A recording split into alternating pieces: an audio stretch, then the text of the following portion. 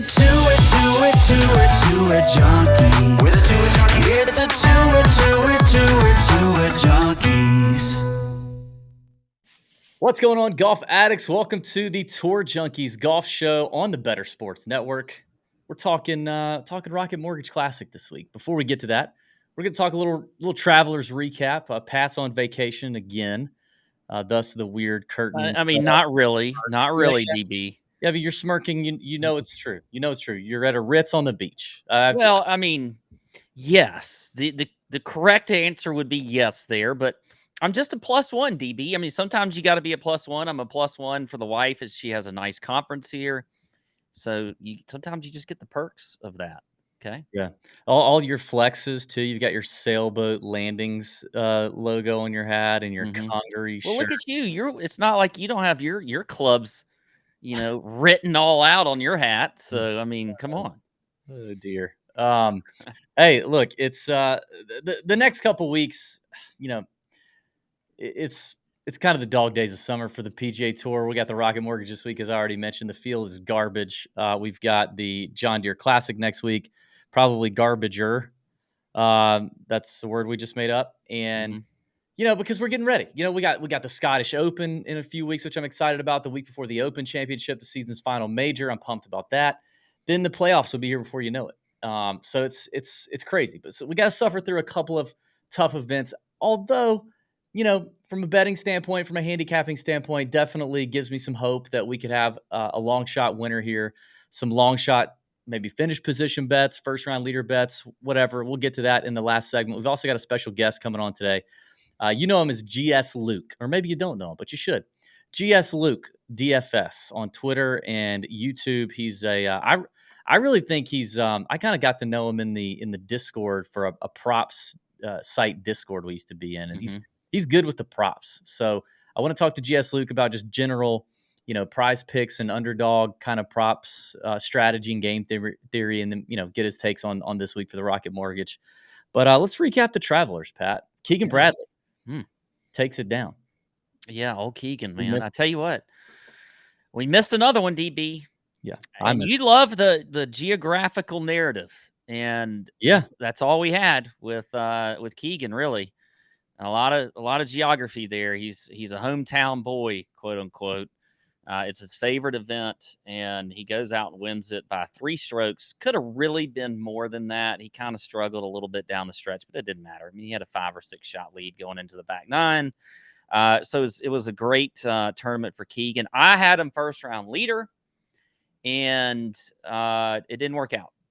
My hopes and dreams were destroyed by Denny McCarthy on Thursday. And I believe my card. Yeah, he also destroyed your hopes and dreams for the entire golf tournament. So it seems anywhere where they might like a chowder, they fancy a chowder. Keegan is live, no matter no matter the strokes gained approach numbers or putting numbers or whatever coming in, he's live. And hometown kid apparently. And he even made a remark about that after he won. I think we have the video of that we could roll. This is for all the kids that grew up in New England, got to sit through the winters and watch other people play golf. And I just am so proud to win this tournament. Travelers and everybody involved puts on a first-class tournament. It's been like this for a decade, and I'm just so proud to be the winner here. Keegs love the kids. You know what I mean? Yeah. I didn't see that coming from Keegan. I don't know. Is he allowed to just take a whole region of the country and just stake his claim? Is he playing Risk and he's just gonna stake his claim on this part of the Northeast and basically say this is Keegan Town? And apparently, Max Homa, you're not gonna come up into my backyard that's 13 states big and push me around because I'm Keegan. I'm Keegan Bradley. I'm wicked good from the Northeast.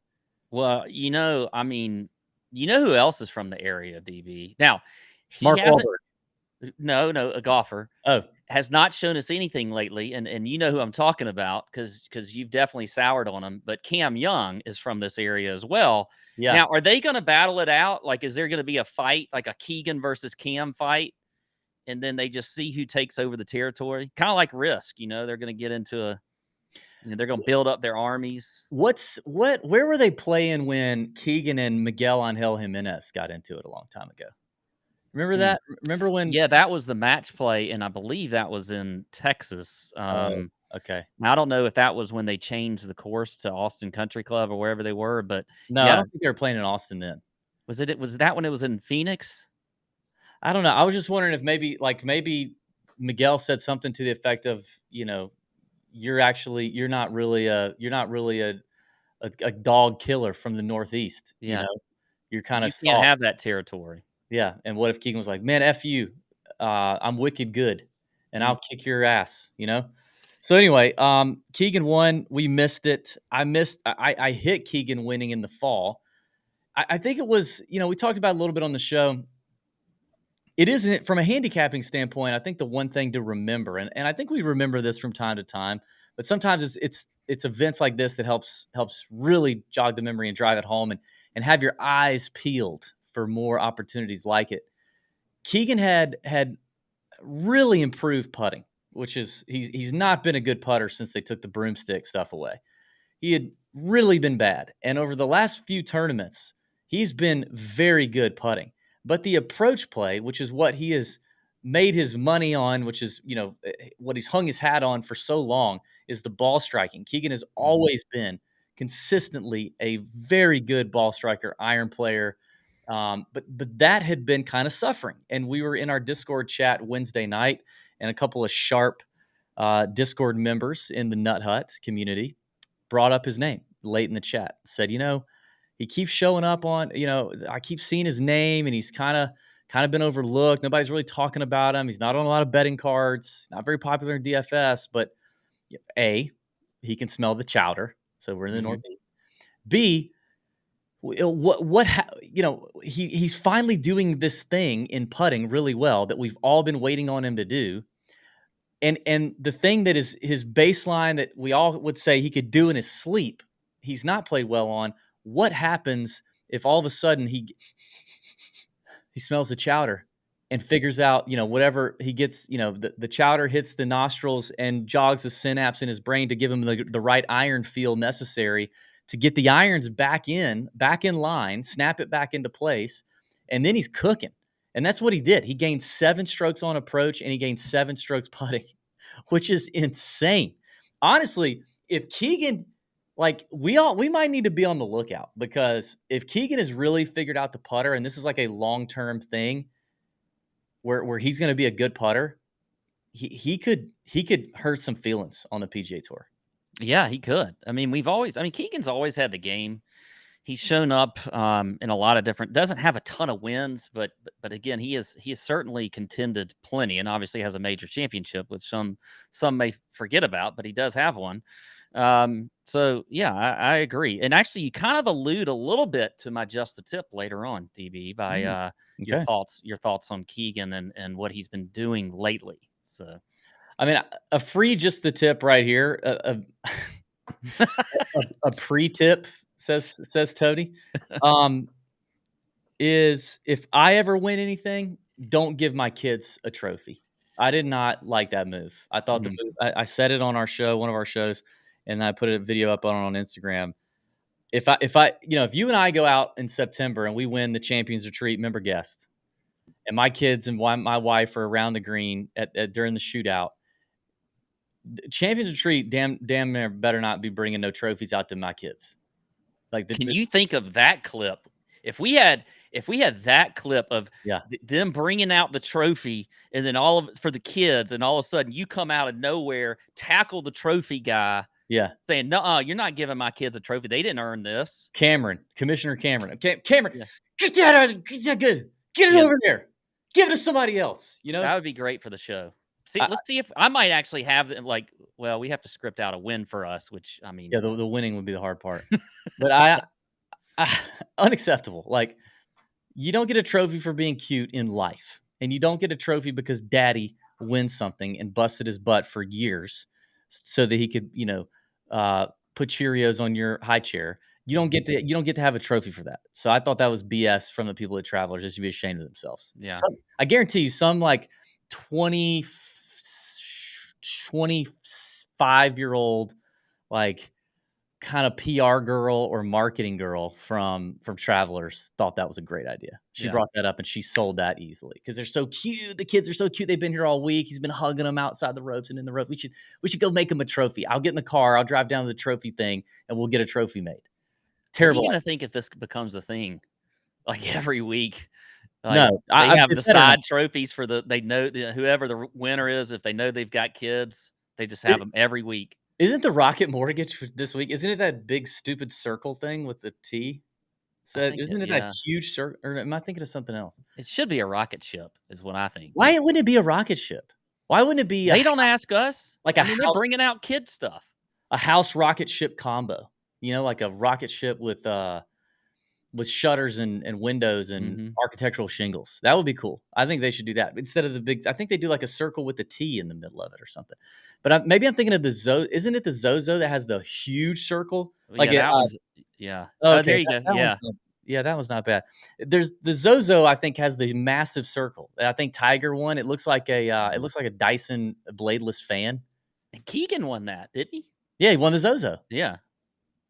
Okay, there we go. Also, this week at the Travelers, Zac Blair finished runner-up. And some of you might be going, who? The golf course designer?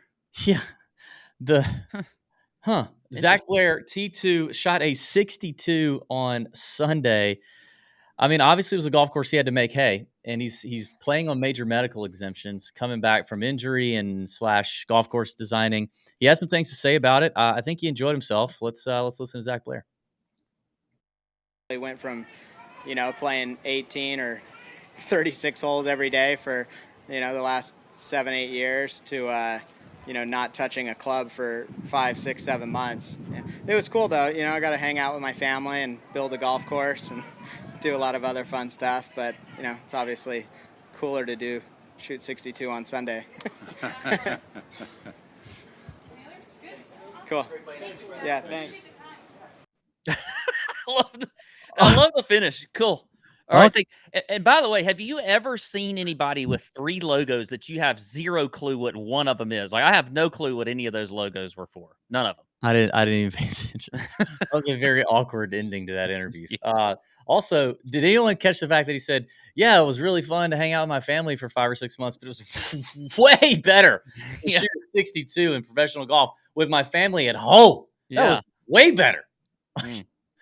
Yeah, good for Zac. The quiet part out loud, homie. Like, your wife's not gonna love that one. I mean, I get it. Shooting 62, making $1.5 million. I'm sure she'll probably get over it, but I don't know. Like, that was interesting, and the ending was definitely interesting. Zac, I think Zac's kind of an awkward dude. He is, but he seems to have somewhat of a following. I mean, he's got all the diehard architectural nerd followers. He does.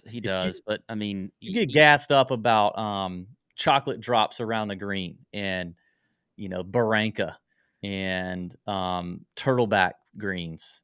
Yeah, I mean, you got to be somewhat impressed though that Zac Blair can come out after that much of a layoff and then go out and shoot 62, finish second. He's all but locked up his card for another year. I mean, it is a little bit impressive. Now, there's been some thought about this golf course being, a little bit too easy, but like, I don't care. I mean, it's still pretty good to shoot 62. That actually was his lowest round ever on the PGA Tour. I noticed that. So, yikes! Wow, that's incredible.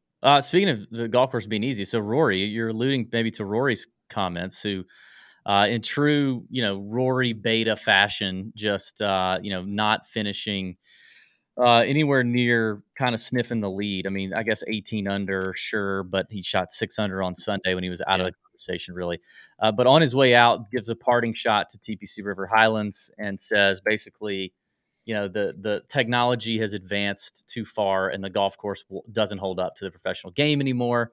I don't like the comment. I think Rory's carrying the water that he's wanted to carry since he came out on the ball rollback thing and said he was in favor of it. He's just trying to continue, pressing that issue. I mean, but like, these guys would be complaining if they were playing the Memorial, the week after the U.S. Open because he'd be like, well, we just played 4 days of the hardest test in golf, and then we come here to the Memorial and got to get our dicks kicked in even more because, and I don't like, I don't feel like he would have been happy. I guess he would have been happy if the winning score was 18 under and he was there, but 23, God no, like he can't handle how easy it is. But TPC River Highlands has shown a little bit of teeth at times when if it's a little windy and the golf course can play firm and fast. Yeah, I mean, you know me, I'm a huge Rory fan, and Yeah. that's probably never going to change. You're always kind of a fan of who you're a fan of, but I actually agree. I think that it was a very whiny type statement. I think there is some validity to what he's saying in general when you think on any course, not necessarily just this one, but when they're able to hit just bombs off the tee, they're hitting 80, 70-yard shots in the par fours. I mean, there is some validity to that. I don't know what you do. I don't know. And I think Rory just kind of like he carried this torch for the LIV, or, the PGA Tour versus LIV thing. And then he kind of got, the tour just sort of slapped him in the face with that. And then, so why don't he just be quiet now? Like, I thought that's what he was going to do. Just kind of be quiet. I know he has a hard time. Like, I do appreciate that he says what's on his mind. He does not sugarcoat things very much. That. I agree with that. And I appreciate that he does that. But I kind of thought he was just going to be quiet for a little bit. Yeah. That's what I was. So that's really what it boils down to me. Just be quiet, Rory, and go play and win a golf tournament. And then come back and talk. Speaking of the PGA Tour LIV thing, before we get to our guest in the next block here, contract kind of leaked last night on the PGA and LIV framework agreement. DB framework agreement. I'm sorry. We've got some bullet points here. I guess we could kind of run through quickly because it still says not a lot, but anyway. Future of the actual LIV tour kind of is uncertain, I guess we could say that. $2 to $3 billion coming from the PIF. PGA Tour valuation needs to happen. That's going to be interesting. Future of LIV to be determined by the new company's board and the PGA Tour. Review will take into account 1 year of data driven and overseen by Jay Monahan. Yeah, I mean, Jay Monahan's CEO of the new company or overarching, I don't know, head there. I don't know. Well, a lot that was said was what really Jimmy Dunn kind of already said in some way on that. I think that's the SI.com article. And one thing I noticed in here is Jimmy Dunn is going to be on the executive board or whatever of this new entity. But I think one thing you notice too is that, the PGA Tour is mentioned as a controlling entity a lot. Like that word, I feel like it came up a lot. Like who's kind of in control is what I was trying to pay attention to. And there are a lot of ways the tour is, with the PIF being, a lot of the money behind it. Now, in general, probably the money tends to control most things. Yeah. But it does seem like when you read the agreement, the tour definitely has a say-so in what's going to happen, whether it's with LIV and whatever else. I think there's still a lot that we don't know, even from this framework agreement, but it does feel like LIV is at least going to exist for another year or maybe two while they kind of evaluate things. Yeah, it definitely seems that way. I also tweeted a quick little phrase that I noticed in reading that says they would work to evaluate integrating team golf into the PGA and DP World Tour. I found that kind of interesting. And there's you can get people really spiced up. You can get golf fans real hot and bothered. Yeah. On the team golf concept when you bring it up. Everybody admits they love the Ryder Cup. Okay, everybody gets that. A lot of people don't think the team thing is panned out on LIV. But you could get some folks riled up with the team aspect. Nobody watches the Zurich because it just doesn't feel. I don't know. I think there is a way to have another, maybe one or maybe two additional like PGA Tour team events a year. I think it's possible to do it and do it well. but I think it would have to be under the right parameters during the right weeks and time of the year and all that stuff. But like I tweeted out yesterday, like, I would love to see the South Koreans team up and just I think it should be kind of a nationality thing. I mean, that's kind of what's happened with some of the teams on LIV. It's kind of that way, but I think it needs to be either that or really nothing. I mean, I really think these guys want to play with their countrymen and make their country proud, similar to I guess what we see at the Olympics every so often, right? But that that South Korean, the South Koreans get to put a team together. Get Siwoo and Tom Kim and Sung Jae and Benon, KH Lee and the gang together, kicking butt. I just think that would be cool. But I mean, I know I am an old school PGA Tour guy, but I have a pretty open mind to the team thing. Like I actually feel like the whole idea of having teams like a franchise has some potential merit to it. Yeah. Can you imagine the TJ team? We have a TJ sponsored team. It becomes a franchise. Oh, you mean like players that we want to have on our team. I mean, we might could recruit a team for that. We got to think about that, DB. We'd have to have who would be on the TJ team? We'd have to have money. I mean, we'd have to get a lot of cheap players. We'd be like the Oakland Athletics, Moneyball, the Moneyball team. Well, a lot of them are playing in the field this week for the Rocket Mortgage Classic. So we'll talk about those guys. All right, we got to take a quick break. Coming back, we're going to have our boy GS Luke on the show talking about some props, talking about process, some game theory stuff. And then we're going to get to the Rocket Mortgage Classic. So stay right here on the Tour Junkies Golf Show on the Better Sports Network. Patrick Kane, the longtime Chicago Blackhawk, who was traded from Chicago to the New York Rangers this year, set up for free agency. But news came yesterday that he has now had hip surgery at the age of 34, and he is going to be out for 4 to 6 months. Now, Kane is probably going to Toronto as a Hall of Famer. Not to Toronto as a Maple Leaf, but, he's going to be a Hall of Famer. He's got 3 Stanley Cup rings. He's one of the all-time greats in Chicago Blackhawk history. I was shocked when I looked at the, free agency rankings this year going into the offseason, and, Patrick Kane I saw a couple places where he was the number 1 free agent. I saw a few more where he was number 3 or number 4 or 5.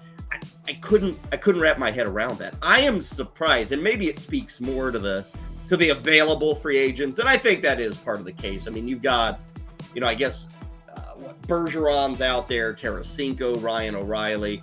To see a guy coming off the season he had, Patrick Kane had a bad season. It might have been his worst season. He had 57 points in 73 games. I was surprised to see that he would be sought after in this market. Now, he is a veteran. He is a respected dude. He's got the Stanley Cup rings, all of that, but paying $6-7 million a season for a 34-year-old, couldn't see it. And now with this hip surgery that was announced yesterday, who signs this guy? And I mean, Patrick Kane was dealing with a hip issue all year. Now, he played through it, give him credit. He chose to have the surgery. He probably knew that if a team even was interested in him, they'd look at the meds and they'd put him through a physical and say, this ain't going to happen. So he just decided to take care of it. Now, you play this out 4 to 6 months, you're talking anywhere between October and Christmas for Patrick Kane. So even if you sign the guy, you're going to have a guy nearing 35, and you're going to get him for a half season. So I will be following that market. I mean, is anybody giving him more than a $3 million base or $2 million base? Is anybody giving him more than a year? I mean, sure, there'll be incentives and options and all of that, but there's a guy that lost a lot of money getting set for NHL free agency. Again, that opens on July 1st. Now back to Tour Junkies. Damn it! Hit one good f***ing iron shot.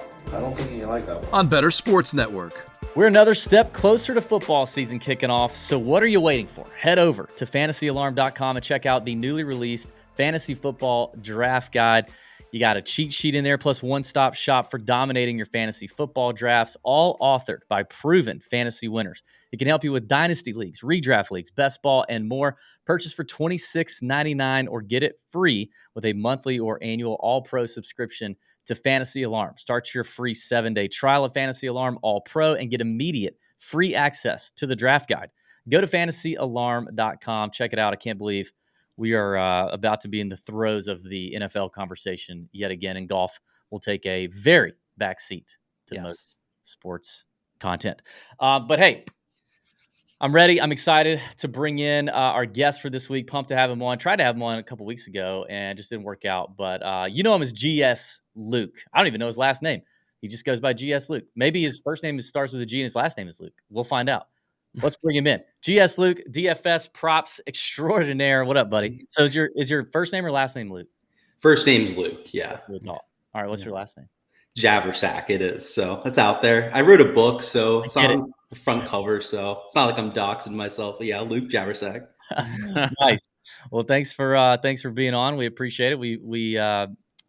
I kind of started getting to know you a little bit and having some interaction with you in a Discord on Prize Picks back in the day, and I always appreciated your analysis over there, as well as your willingness to tell Prize Picks that you guys are being asshats right now.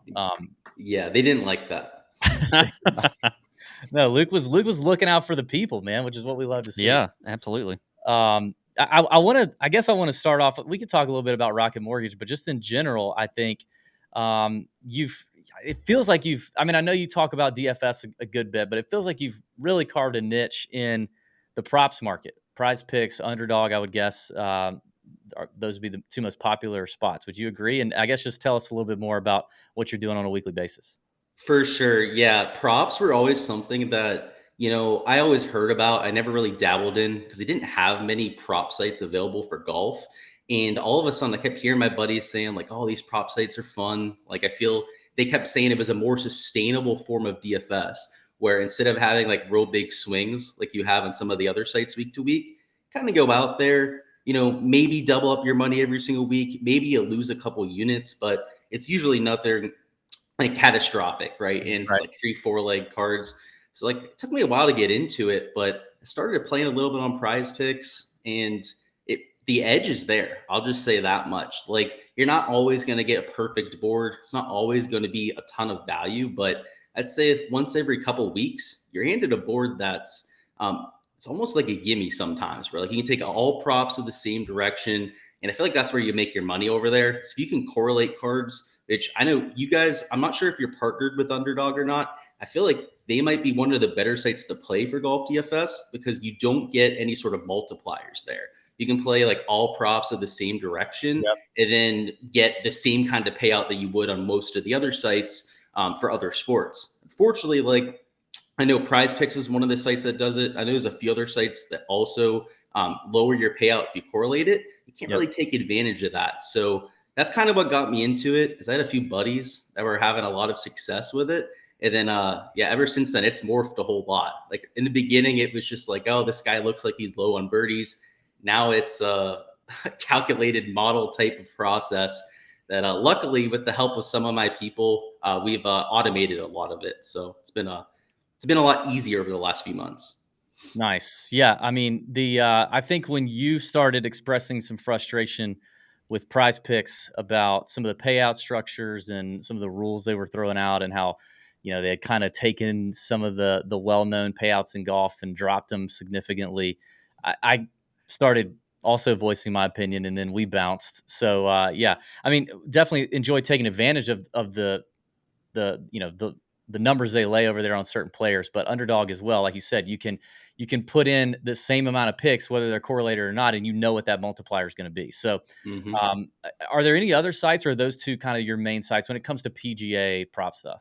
Yeah, that'd be the two main for me. I do play a little bit on No House Advantage. They're really quick to limit players, but if you can get some action over there, it's the same, if not a little bit of a better board than what you'll get on Prize Picks. Nice. And then Jock Market, I've only just started to dabble on that end, but they're starting to post some props over there. I know a lot of like made cut props that they're posting, which kind of interesting because there's markets that you can compare them to. Yeah.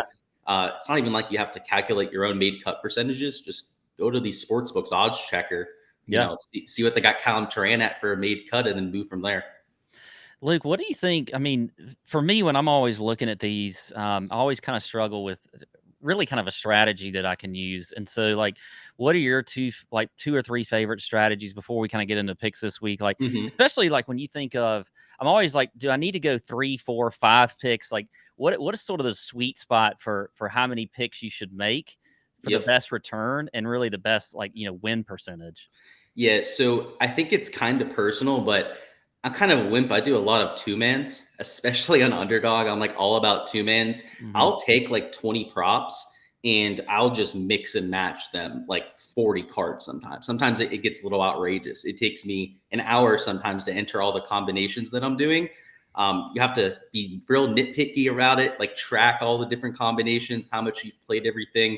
But to me, two-man power plays, it's more sustainable, right? Like your big days, you might not be like 10, 20x like you see for some other cappers out there, but your bad days are also going to be a lot more sustainable too, right? You might be losing like half your bankroll that you entered at any given day, rather than going out there a lot of times striking out for 0, let's say for 10 units wagered. So I'm a lot about two-man cards. If I do anything bigger than that, it's usually like 5-man cards, especially on prize picks. If you're going to take advantage of the multiplier, you can get larger payouts on some of those like 5, 6-man cards. So I feel like prize picks is good, especially for like those lottery type of slips where maybe you correlate 3 of the picks, you counter correlate 2 of the other ones, and get, sometimes it's like 14.5x for a 5-leg. Sometimes you can get like 30x. I think you might even get above 30x for a few of those 6-leg cards over there.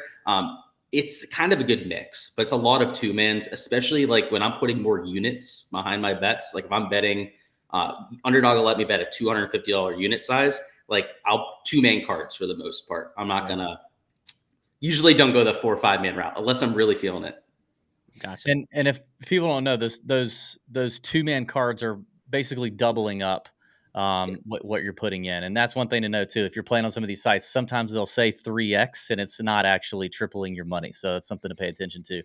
All right, so in terms of golf, like underdog and prize picks, they offer some of the same sort of props, and then they offer some different ones. I would say prize picks definitely offers a little more unique offerings in terms of what they do. Underdog's pretty set on like stroke over-unders, birdie over-unders, bogey over-unders. That's about it. Sometimes for majors or big tournaments, they'll get a little bit different. Prize picks, you got green and reg. Sometimes fairways hit. Sometimes made, like basically a made cut prop or not. So, what are some of your? Do you have like the favorite? Which one of those that you like to hit every week, or on one side more than the other, or does it just kind of depend on the value? Obviously. So a lot of it depends on the value, but I've noticed that for round 1 on prize picks, when you have those fairway, those green and regulation options, oftentimes there's a severe misprice. And kind of to start talking about the process end, which I think kind of might be able to help a lot of people out there, is I'm always looking to calculate a field average. So, looking at past data, data golf, bunch of other, databases out there, all of them, right, have this sort of data out there, is figuring out what's happened the last 4 or 5 years, and then looking at the weather coming into the event and figuring whether it's going to have a huge impact. Talking about the Rocket Mortgage this week, it's been real damp in the area. They got rain on Sunday, rain on Monday. It's supposed to potentially rain a little bit tonight in the area. It's likely going to play even softer than what you've seen. So we can take the averages from the last, whatever sample size you want to go with. I usually do like 4 years. Especially because there's 4 years for this event. Yep. And then I'll probably make it even easier. So the green and regulation average, for example, is like 71.8%. Probably bump that up a solid 2, maybe 3%. Driving accuracy percentage was just over 62%. You probably bump that up even maybe like 3, 4%. You're going to see significantly easier conditions than I would expect. And if prize picks isn't accounting for that, that's something that I'll probably try and take advantage of. And a lot of times it's not that it's easier to hit fairways or greens. Sometimes it'll be like real firm in the area, and maybe they'll be overpricing the board. It's dependent, I would say, event by event, but I've noticed that especially for round 1, when maybe they get caught a little bit off guard, just relying too much on the field averages. Nice. Do you think so what's your process for evaluating like birdie or better totals, bogey or worse totals on underdog?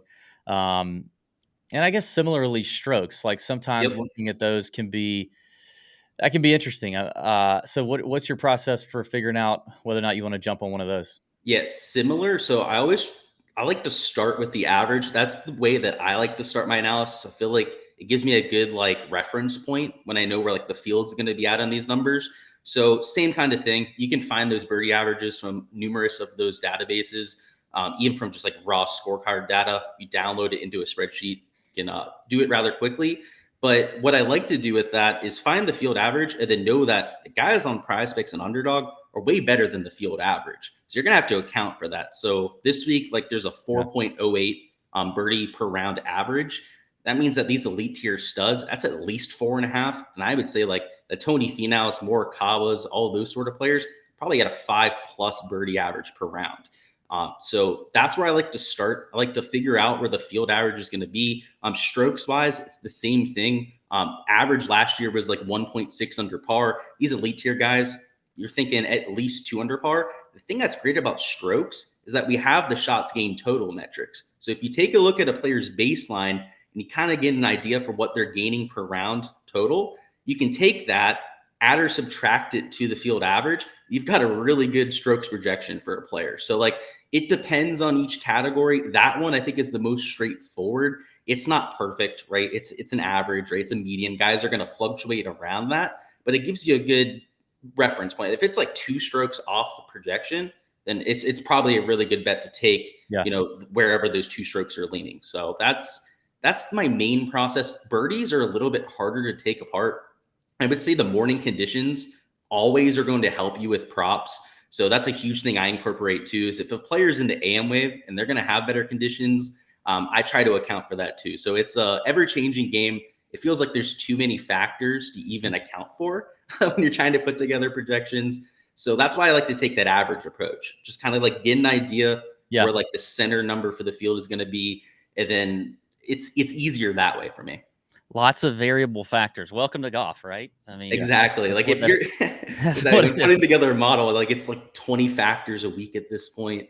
Yeah. Like you got crazy stats out there that I never knew even existed. People are making up new stats every other week. Well, any, I know I'm sure you got a lot that you've looked at, but any in particular players or plays stand out to you so far this week? Yeah, so a lot of the early plays I took on Underdog were overs for strokes. So they've actually started to adjust the board. So I'm actually taking a peek at it right now significantly. So you had guys like Ricky that opened the week at 67.5. Now he's up there to 68.5. So they've started to adjust for it, but this is an easy course, right? 1.6 under par scoring average, but it felt like Underdog may have either forgotten that it was a par 72 or is like really giving these players too much credit, because like Tony Finau even opened at 67 strokes. If he's even going to push that projection, I mean, he has to go out there and he has to gain 3.5 strokes to the field, which I think when you start to look at it like that, it gets really hard to try and take an under for somebody that was at 67 strokes. As is, I'm hoping that we get a Prize Picks board here. I want to take overs for birdies, because I feel like these strokes lines on Underdog have kind of adjusted at this point. A lot of the guys at 5 birdies, I think we're probably going to see at 4.5 on Prize Picks. So I think if you're going to take any positive stance, it's an over on birdies. This course has the 4 par 5s. It's got, I would say, 2 borderline drivable par 4s. Mm-hmm. If that feels like the best value to be had out there. So birdies for me. I hope that maybe we get some extra options on Underdog here soon, where we can take guys at 4.5. 5, it's not like it's impossible. Just, I'd rather guys be hitting at 5 rather than pushing.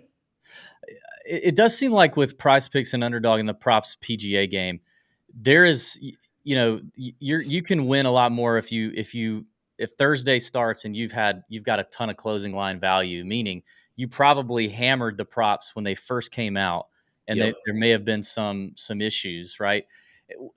And then the market adjusted, right? Everybody fired on that same side in the book, and Prize Picks and Underdog realized, crap, we made a mistake, and they moved it back to what it should have been, and now nobody's taking it. So I definitely think that hitting those early is interesting for sure. One thing I've always thought about with prop sites like this, and we'll let you go here in a couple of minutes, but like I always feel like guys who are betting on this, they want the good thing to happen. Right. Yes. They want Ricky to make 5 birdies. They want Ricky to shoot a 68. So they're likely going to lean to the lower than 68 and the more than 5 birdies, because that's what they want. They want to play guys that they're cheering for. and the books realize this. So like, I'm sure it's not a stroke or a birdie difference, but it could be like a fractional difference. Do you agree with that? 100%. And I think underdog kind of pushes the limit on that sometimes. Like they'll put guys at like 6 birdies. I think they had Scotty at like 65 strokes the final round last week. I mean, that's pretty wild.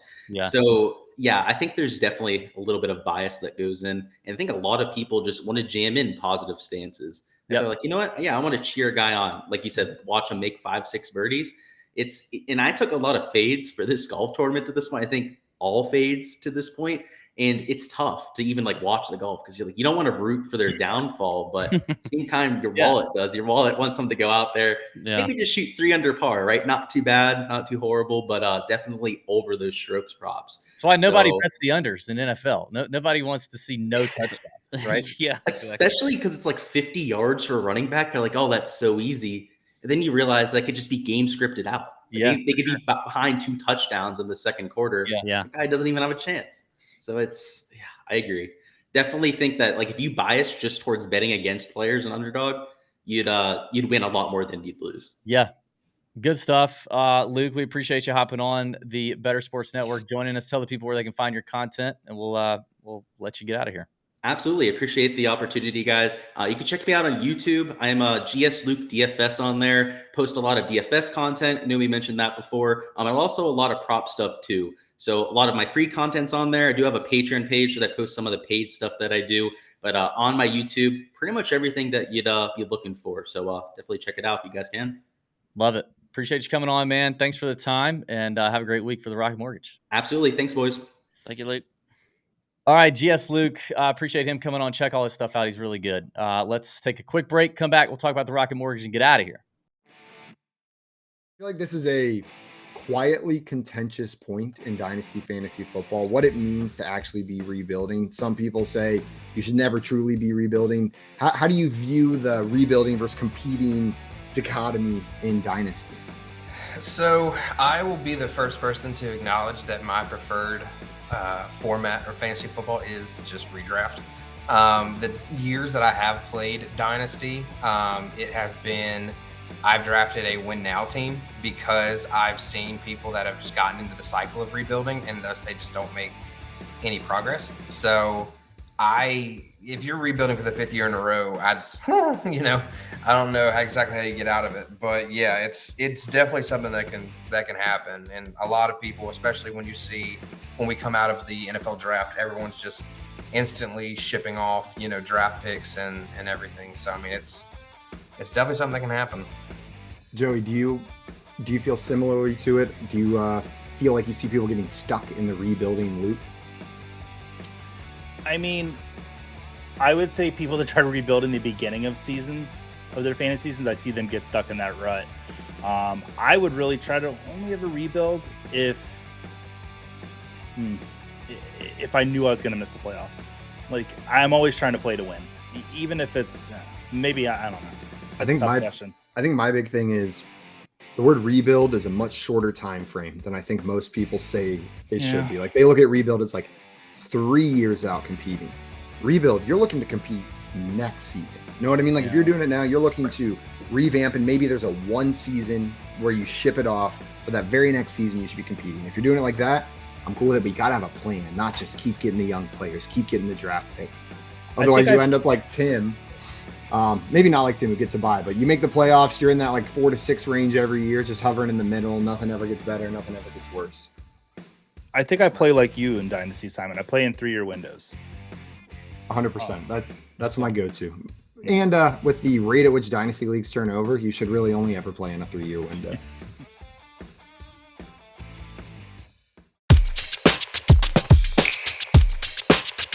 Making you money in daily fantasy sports and golf betting. Tour Junkies on Better Sports Network.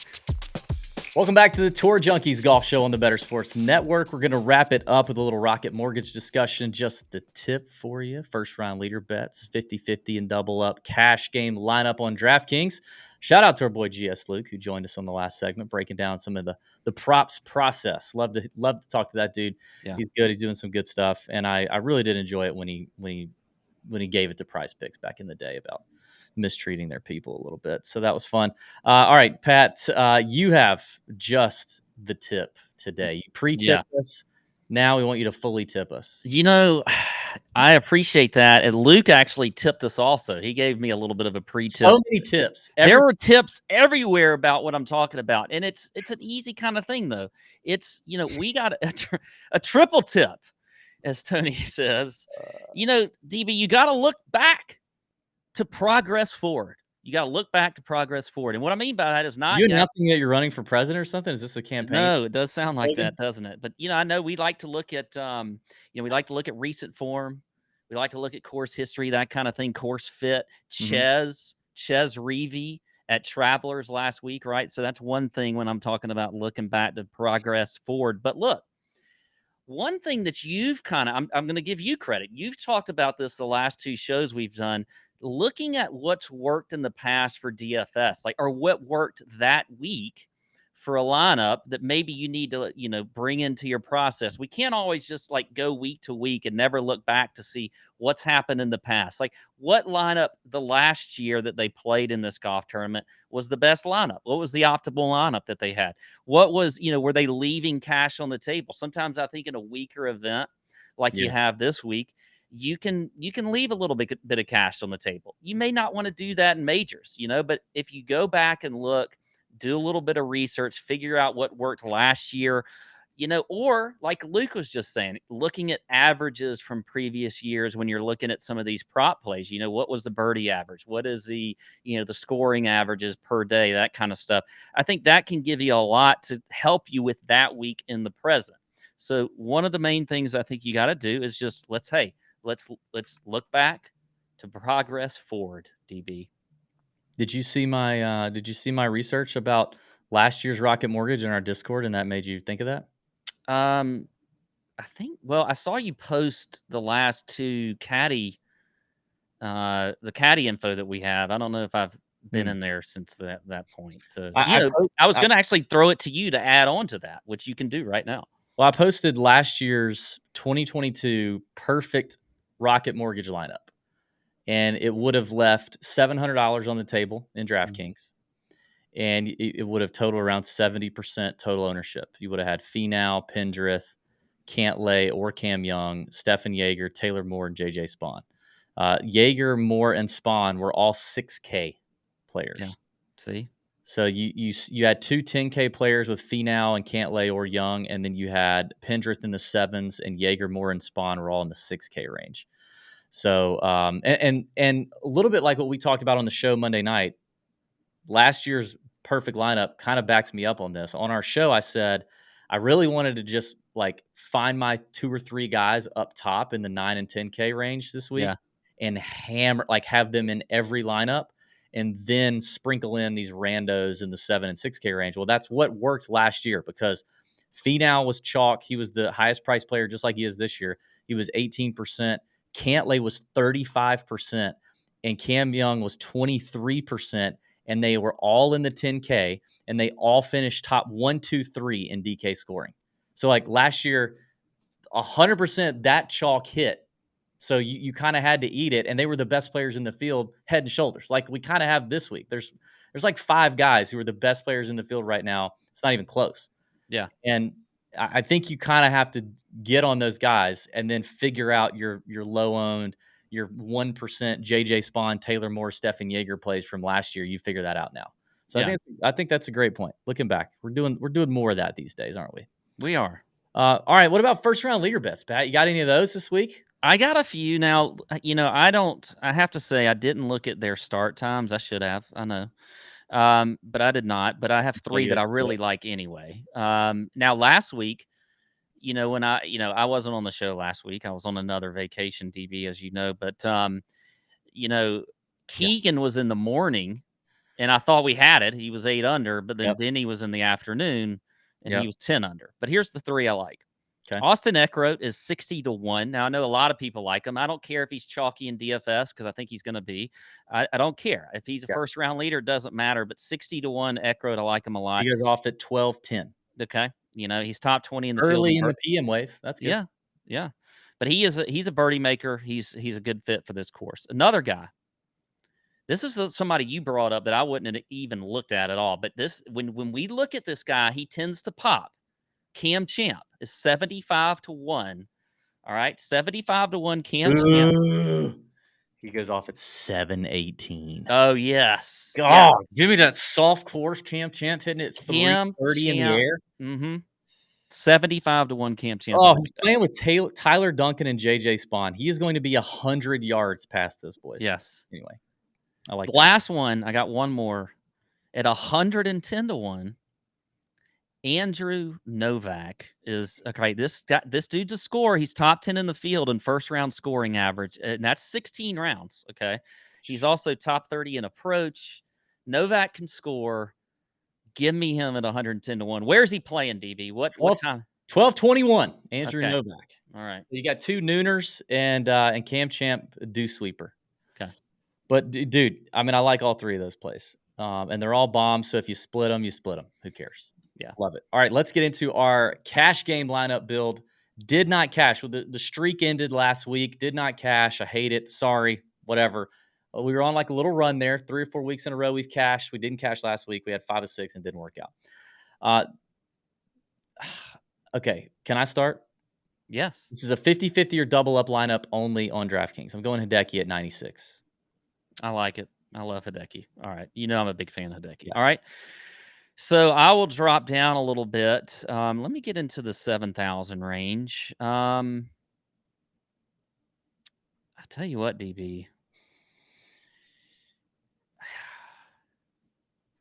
Actually, I'm going to go Austin Eckroat. I'm going Eckroat at 8,000. I like it. I would like to go ahead. I like this guy in cash. He's going to be popular in tournaments. I think Eckroat's going to be popular in tournaments, but I think I would rather eat the chalk with Eckroat a little bit than this guy in tournaments. But I think he's almost a sure thing to give you a made cut and probably a top 40. The new young stud, Ludwig Aberg at 8,700. All right. The bomber. I think I like Aberg there in cash. Okay. What do you say? All right, let's get into the 7K a little bit. Okay. Now I would love to go P Raj, but it looks like he is out of the field now, so we can't go with P Raj. How about? Can I interest you in Aaron Rye? 3 top 25s in his last 4 starts. Yes, I was all over Rye last week. He was in my sleepers video. I like where Rye's at right now. Okay. Okay, so we got 2 players left, around 8,000 as the average here. I really like $8,200 Byung-Hun An. Yeah, I think you wrote him up in our. Was it you that wrote him up in our PJ Tour article this week? Formerly Chalk Bomb Ben did, but I still like Ben on a ton, so I'm totally with you there. That's going to leave us at the number on the Travelers. No big deal. Shot 68-69. But 24th at Memorial, 21st at Colonial, 14th at the Byron Nelson in a birdie fest that won at 26 under where you hit a lot of drivers. Ball striking's great. Short game is great. Putter is terrible, but it's okay. Like I think it could be okay here.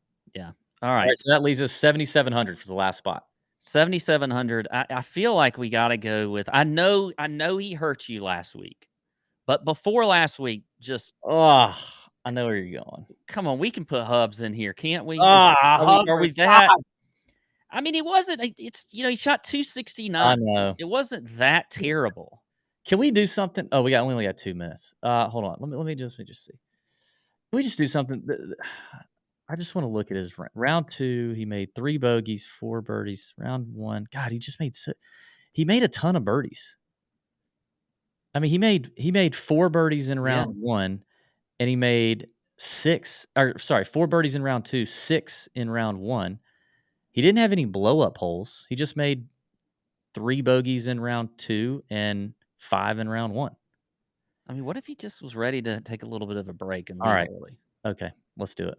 I can be convinced. I like Hubs. All right. Okay. So, all right, that gives us 50-50 double up lineup. Very balanced here. Very balanced.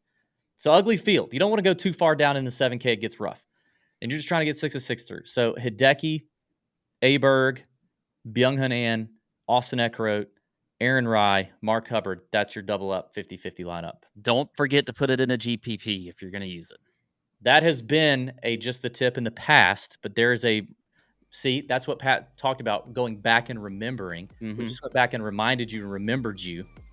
That just the tip to put it in a GPP. That's it for us. So many tips today. Appreciate you watching the Tour Junkies Golf Show on the Better Sports Network. We'll be back next week for the John Deere Classic, JDC. All right, let's have a great week. May your screens be green and bend over your books. See ya. Out.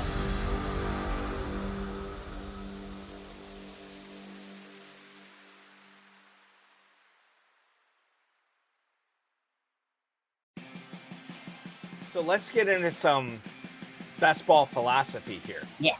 In your experience, going back many, many, many years, drafting in national tournaments, Bradley, have you historically been shying away from the running back position in favor of wide receivers? In favor of, if you're drafting in the FFPC tight end premium format, in favor of tight ends as well.